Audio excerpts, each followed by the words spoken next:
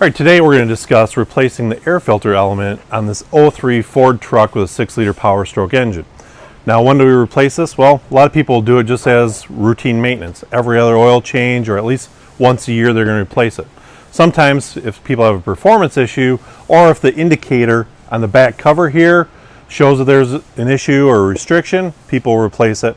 Otherwise, Ford actually prints a spec in which you're supposed to weigh the element and compare it to the new one and determine if not. Well, this guy can't remember the last time he's had an air filter replaced, so we're going to go ahead and remove it. Now, it's pretty straightforward, but it is crammed in there a little bit. Got a couple clips here. It's very important to make sure that we get all the clips back in place. We don't want any leaks here. Any leaks might result in a turbo type damage, or dusting the turbo, or dusting the engine itself. So we want to make sure that this housing is sealed up good and tight when we're all done. Let's go ahead and pop some of these clips off here and go ahead and replace our filter element.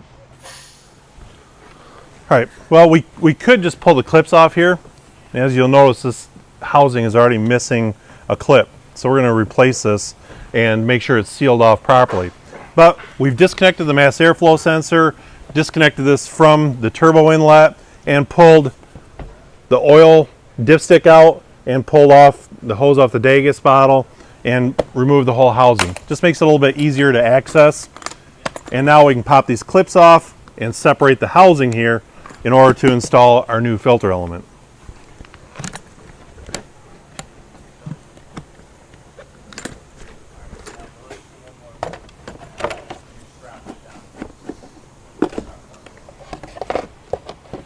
There, now I've got the old one off.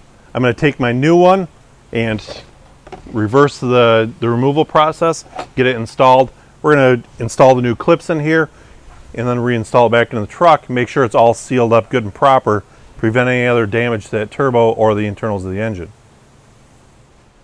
Alright, well, now we've got everything back together. So hopefully you can understand a little bit of our way of replacing this air filter assembly here. A couple things to keep in mind. Make sure all the clips are in place. This thing's got to be really good and tightly sealed to protect the engine. Second, make sure the arrows are pointing in the right direction there. It's really that easy. Now you understand how to replace the air filter element on a 6-liter Powerstroke diesel truck.